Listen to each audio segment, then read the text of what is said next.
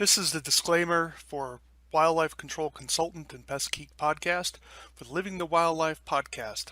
Always follow national, state, provincial, and local laws when using pesticides and or other control methods to manage pests. Wildlife Control Consultant, LLC, Pest Geek Podcast, Living the Wildlife Podcast, Stephen M. Vantassel, or their or his affiliates are not responsible for followers' use of the information provided here. Hi everyone, Stephen Vantassel here, Wildlife Control Consultant, bringing you another episode of Living the Wildlife as part of the Pest Geek Podcast family. Hope you had a great week. Of course, I say that pretty much every time because I publish, or I should say Franklin publishes my podcast about every Friday. Sometimes it's on Saturday, so typically hit you at the end of your work week rather than at the beginning of your work week. But I hope you've had a good one. I've had a pretty busy week myself, but it's been I'm taking Friday off, so trying to get some comp time back in. As you know, I don't have some of the stresses that some of you folks have handling clients and getting out there. I have clients, but I'm not a contractor in that regard, performing field services for people. But so I don't have some of that pressure that you have. But nevertheless, fairly busy week. I had to do some things around the office, certainly put in the data for my research on Colombian ground squirrels, put that into an Excel spreadsheet. Got some results from that. Just to give you a little teaser, the results were dismal. I wish my results were better, but unfortunately, you can't always determine in advance what your research results are going to be.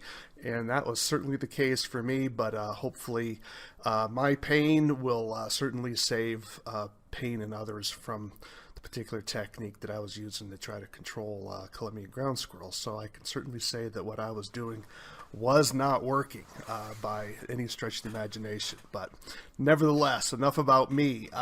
I was looking at an article. I saw an article that came across my feed, and I was like, "Oh, that article's. Let me check that out." So I love the title. I haven't read it in any depth yet. So, but it got me thinking about baiting. And then as I was looking through my files, I saw another article on baiting, and I was like, "Oh, this is really cool." And so I thought I would talk about that today. And so many of you are probably still in the thick of doing wildlife capture and control. Of course, bat season is still a few weeks away for some of you. Of course, you had the blackout period, which is certainly appropriate. You may have heard that we've had now Idaho now has confirmed the presence of the fungus that causes white nose syndrome. Can be a little confusing because they don't have white nose syndrome confirmed yet. However, they have confirmed the presence of the fungus on bats. So, but here in Montana, we do have white nose syndrome. So just to kind of clarify this for you, and that is, you can have, the way they look at it is that an animal can have the fungus, but maybe no symptoms of the disease. And then when the symptoms occur or the signs occur, then they call it white nose syndrome. So they can be sort of like exposed or infected, and then they have the next category of full-blown disease. And so here in Montana, they found that one cave that they have some small browns in, I think there was stating 98% death rate in terms of the bats aren't there. And so this is bad. So be careful with your work out there. Make sure your equipment's clean. Follow the protocols. One trade association has some protocols, and there's certainly, you can also visit whitenosesyndrome.org, and that will have some information on protocols that you should use as well. All right, well, let's move into some baiting. So here I've created a little brief PowerPoint on baiting. Again, baiting is really not the right term. We probably should use something more along the lines of attractant. However, that's getting probably a little into the weeds. So let's get a little bit of definitions just to ensure we're clear. And I've been blessed by, of course, bait manufacturers, who talk obviously at a much higher level about this stuff. So certainly going to defer to them in many ways. However, these are some some basic definitions that can help us communicate more accurately. Remember, professionals need to use professional language, and we want to be sure that we're careful about what we use. And I know people hate, oh, Stephen, don't get so scientific and that sort of thing, but it's a way that we can communicate to each other accurately so that we understand each other carefully. And that's one of the benefits of more scientific or more clear language. When you're dealing in science, this is why when they talk about an animal, they don't just say its common name. They'll say, they don't just say woodchuck, although they may say that. They'll say Marmota monax, right? The scientific name. That way, everyone, whether you're in China, whether you're in Russia, whether you're in the United States or Canada or wherever you're at, everyone knows what you're talking about. You're not talking about a skunk. Okay, so this is why it's important. And sometimes when the arguments occur online, it's where people talk past each other, where one person's saying no, it's tails, the other no, it's heads, and well, when you see both sides of it, it's still a quarter, right? So we want to avoid that. We want to make sure we're not arguing unnecessarily and screaming at each other. I mean, and so proper definitions can help clarify our ideas. Okay, so that's what the purpose of all this is. So in the broad umbrella category, attractants are any materials that entice animals to approach a location through sight, sound, taste, or any combination thereof. So when you're making your set, like whether it be a cage trap, whether it be a foothold, and you're making that, you don't want to make that set unattractive to the animal, right? Now, if you're doing a blind set, obviously you just want to make the animal not even know that it's there, right? But when we're dealing with baited sets or sets with an attractant, you're trying to make it so that it's something attractive to that particular animal. So you may be painting the trap so you don't have shininess to it. You make sure the trap is stabilized so it doesn't feel unsettled. You make sure that if you put soil in the bottom of the cage, that way the animal's not feeling the harshness of the cage on it. And so those would be, in broad terms, forms of attractants, right? You want to get over the animal's fear of this box that they're going into, right? So that's a broader term. Now, when we use the word bait, which is normally what we say, did you bait the trap? Well, but baiting more technically means it's some sort of a solid food attractant, something the animal is going to eat or taste. A lure tends to be a liquid, or it could be an aerosolized attractant that's smelled by wildlife. Now, could there be a potential taste there? I guess yeah, but often that's volatilized off and there's not a lot left for an animal to get anything on, where a bait is something the animal can like put its teeth on or lick, where a lure tends not to have that characteristic. So lures tend to be liquid, baits tend to be solid, and that's sort of a rough way to understand this, right? So this is just some important terms for that when you're talking to your staff, talking to other wildlife control operators. These are important terms to be sure that you're talking about the right thing. So, but the umbrella term overall is attractants, right? So how can you entice that animal to go where you want it to go, right? So I looked at an article in my files and it talked about activated dirt, and I love that phrase, and I think I'm like, why didn't I think of that? And this was part of the title of the article, and it's the title of the article that I saw was by Brandon Mitchell, Mitchell, and he, in 2016, he wrote an article entitled Activated Dirt Appeal, and it was published in Fur, Fish, and Game. The volume number is 113. Issue 3 was published in March, and it occurred on page 49. Let me repeat that for you. So it's Brandon Mitchell, Activated Dirt Appeal, Fur, Fish, and Game, volume 113, issue 3, 2016, March, page 49. And essentially, he's talking about what activated dirt is.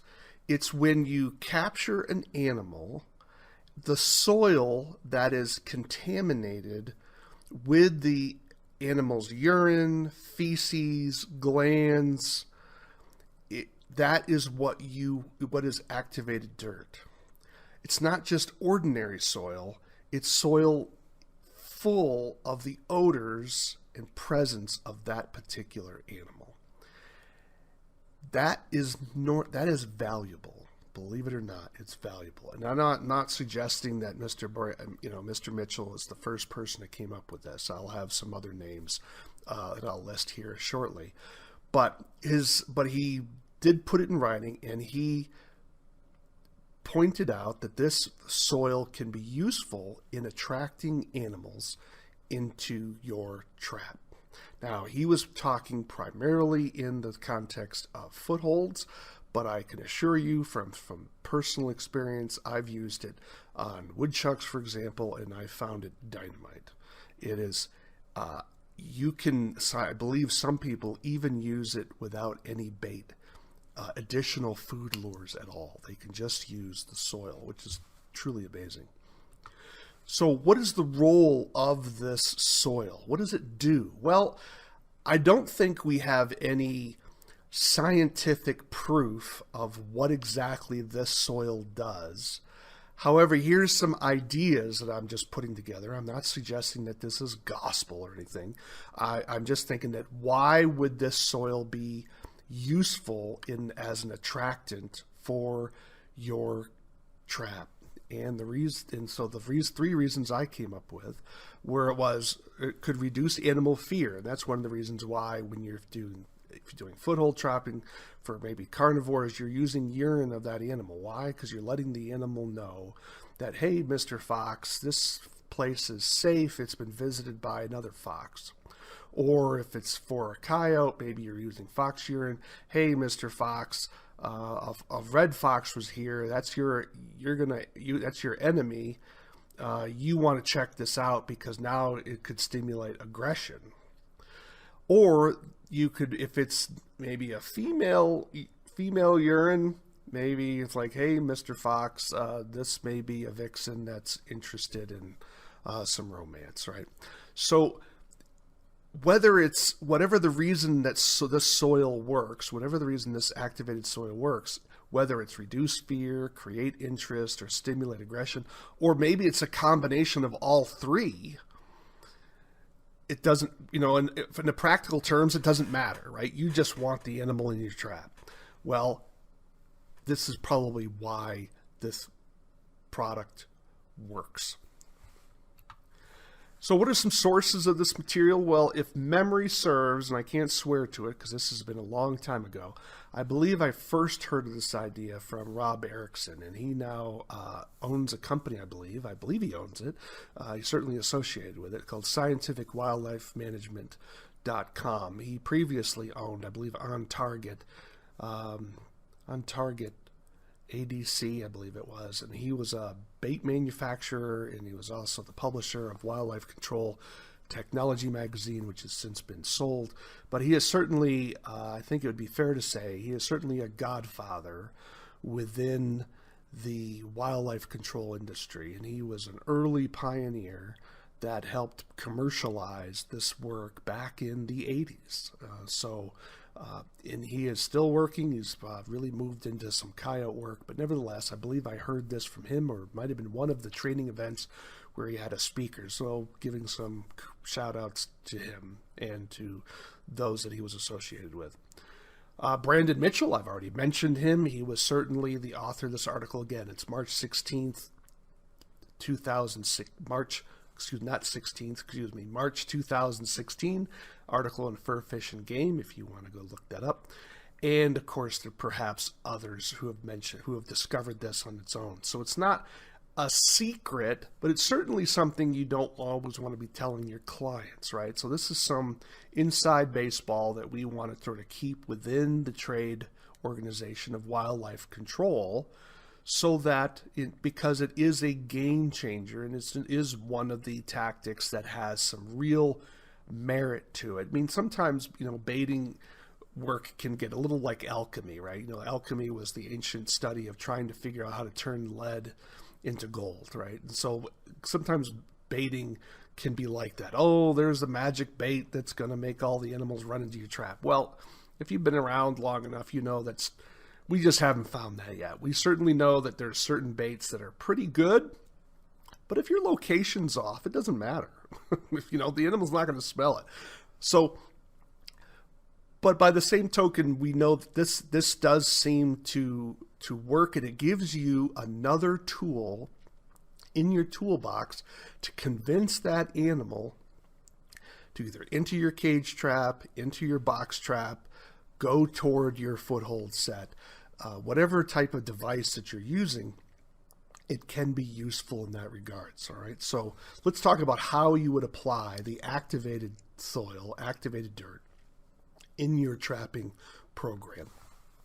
Well, you have a couple of options here. One is you can use the soil to cover the base of your cage trap to make sure the animal's not stepping on the cage, but also provides that odor throughout the whole area, and it lets the animal know, hey, a colleague, a fellow animal, a fellow traveler has been in this area as well. And so you're telling that animal, another animal's been here. And, just like, monkey see, monkey do, right? This is what animals do. They're like, well, if another animal was there, it must be good. I want to be there too. Well, just like us humans, right? So if a lot of people are buying something, we think we have to go buy it. Well, wildlife is not much different. Another option for you, this was certainly mentioned by Brandon's article, soil can be placed behind. Now, he was using footholds in his discussion. I don't think he mentioned cage traps per se, but it's certainly, you could certainly do this and that is place the soil behind the treadle, or in his case, he placed the soil behind the foothold trap so that the animal had to cross over the foothold to get to that activated soil. As I noted earlier, some people use the activated soil without bait at all, and so without anything additional. Now, some of us are a little bit more paranoid than that, and we're going to be we want to make sure the animal has another enticement to come into that cage trap, whatever the case may be, but it's certainly something to be used. In one situation where I used activated soil was when I was back in Springfield. I was trying to trap a woodchuck. And I normally want to trap at the den, right? If you have that option, you want to trap at the den. Unfortunately, the properties were very small, and the den, as far as I could tell, wasn't on the property. So you can't just be going trespassing on other people's ground, hey, I'm just going to put a trap over here. No, you couldn't do that. Because I wanted to get the cage traps right close to where that den was. I don't know if I was using two-door traps at that time or not. Because about a two-door trap over the den hole is obviously the way to go. I didn't have that option, but I had collected some woodchuck dirt from a previous capture, and I used that. And I'm not even sure I used a bait, although I probably did. And I had a woodchuck in that cage the next day. I was thrilled. And what else can you do? I mean, that's about as good as it gets. And it's not, in my testimony here, is not just an isolated event. My understanding is that other people have used this to good success. Now, it's not something that you're going to necessarily use all the time, because you may not have to use it all the time. But it may be something, if you're in a situation where perhaps I know the client has been trying to trap this animal, and maybe they had a capture and maybe escaped, or maybe there was a misfire, you may need to use activated soil. Maybe activated soil will give you an edge over just using a bait. Something to think about. It gives you another tool in your toolbox. And these are areas in wildlife control industry where we really need better data. We need some studies to be done to do some comparison between, bait only traps versus bait with activated soil, with traps just with activated soil. But again, that takes money, which unfortunately the industry is not willing to spend to sort of advance that industry. So that means you have to do it on your own. And this is where some important record keeping, without getting too technical with it, but some detailed record keeping can give your company an edge over your competitors, so that perhaps you can develop a system when all right, we're going to use activated soil at this location because of X. And that's going to take you a little bit of time to determine what the best use is. But if you're not collecting the data and using that data, then you're not going to be able to get that particular edge. And I know that's a big lift for some big guys. Some of you are just, balls to the walls all the time. And, you're trying to make a living and, margins are tight, particularly with $5 a gallon gas. I mean, I get it. But you have to find a way to at least record some of this information to give you a sense. So if you're setting multiple cage traps at a location, maybe you can try one with activated soil, another one with just bait, and see how that goes. Keep a record which one captures, especially if they're sort of equidistant from the den, if you're not using two-door traps or whatever. I think you can have an idea of how to work forward. Certainly my company is able to work with you to try to come up with a design on that and try to crunch those numbers so you can get something reasonable to see, is there any difference? Does it matter? My suspicion is that it will, but again, we don't have statistical data on it because we don't have people collecting the information. So enough of that. What animals can you use it on? Well, as I said earlier, I've used it on woodchucks. I had good success with it. The author's article, the Brandon, he mentioned bobcat and foxes, and so I just put a question mark. Are there other animals with this would work for? My suspicion is yes. This is something where I think it's limited only by our imagination and also, in a sense, our need, right? I mean, what animals do you need to do this? A lot of our cage trap technology, you have the Comstocks and different types of sets and one-way doors, that baiting in certain circumstances has become less necessary because of advances in two-door technology and exclusion and hardening of structures. However, for those of you in the market who are still working in maybe more rural landscapes or ex-urban landscapes where you're dealing with wildlife that are damaging maybe crops or damaging gardens, that are not damaging non-structural areas, well then activated soil may still play an important role for you because you're using traps as a primary means of management, where in the structural side, baited traps are certainly have taken a hit to two-door traps, the blind sets, and exclusion technology as well. So there has been a little bit of loss there. So this is certainly going to have a limited use for some of you, but perhaps if you are going to be trapping, woodchucks or this sort of thing, you certainly want to consider gathering your activated soil and storing that as a sort of an ace in the hole when other methods just aren't working, or maybe as your primary method. It depends up to your business plan. But I think it's limited only by your imagination, and it's certainly, but I think if you're keeping records, you'll find that maybe it has powerful use, and you may find in some instances that the use of activated soil actually repels other animals. I think it would depend on the species you're working with, but at least you have 3 here, and I'm suspicious that there are others where this would be an attractive element to add to your baiting sequence as well. How do you collect the material? Now, this is something, unfortunately, we have to go on the basis of common sense. We don't have a scientific method of doing this, right?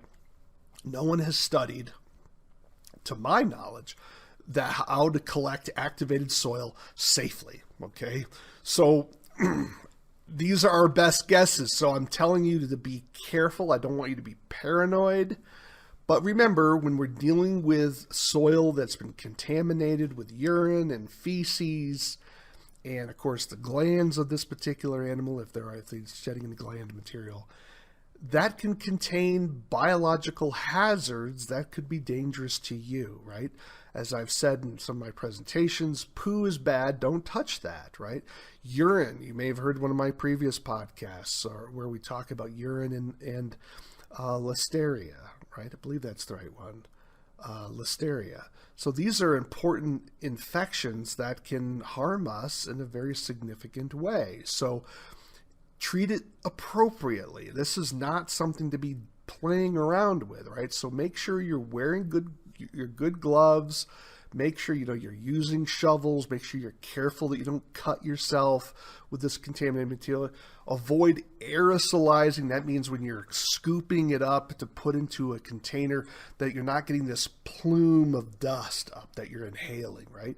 That could be another potential exposure point. Make sure you're watching which way the wind is blowing. That can be hard in an urban area where you have a lot of swirling action because of the way the wind works within the structures, right? So you need to just be careful. I mean, one way you could help reduce dusting is take a spitzer bottle just with plain water and spray it down first to wet that material before you begin scooping it up, right? So just be careful how you're doing it. Be very conscientious. Now, could you go as far as wearing a respirator?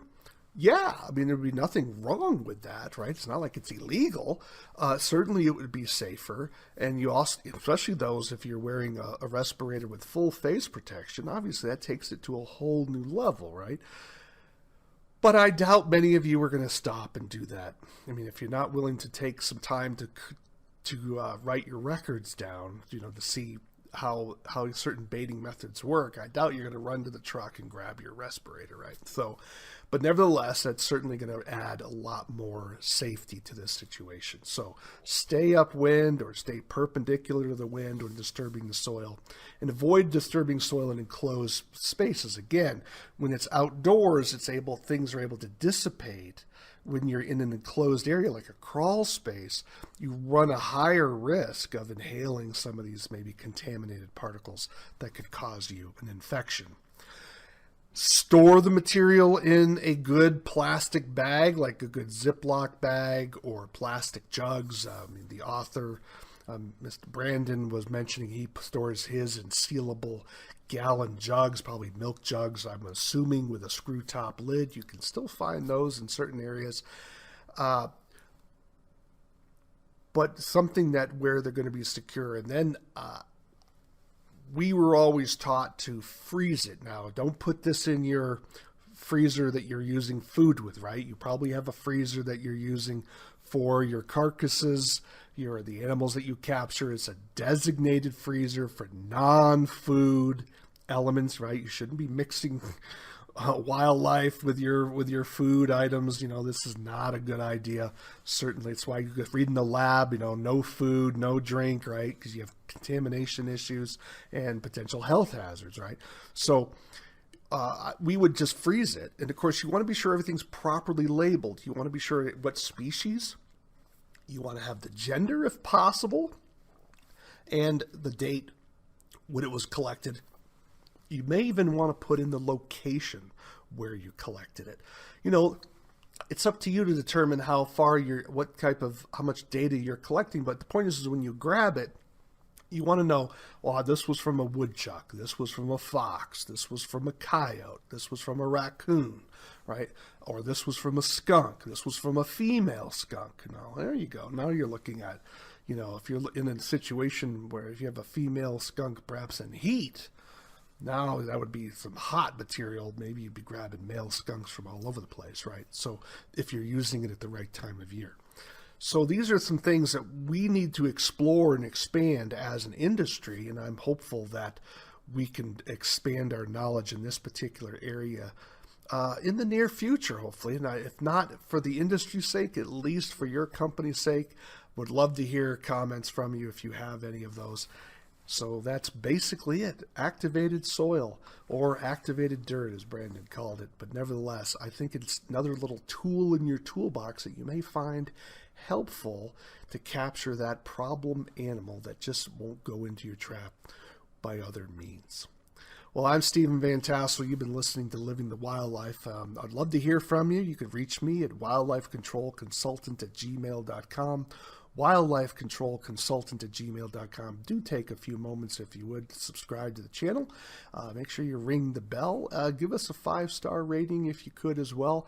Again, I would love to hear your comments, thoughts, suggestions for future shows if you have them. If you have a product or idea that you'd like to broadcast out to the wider community, would love to hear that as well. I think there's a lot of information out there in the field, and I think because this is a creative bunch. I've been amazed at the amount of new items that have occurred in our industry, and if you have a new product in mind and you're wanting to market it to a wider community, definitely reach out. It doesn't cost to be, I don't charge you for an interview. I think it's important. I'm wanting to get information out to the wildlife control and pest control community. And again, you've been listening to Living the Wildlife as part of the Pest Geek podcast family. And why do we call it Living the Wildlife? Well, because we want you to live the wildlife, not be the wildlife. Take care, everybody.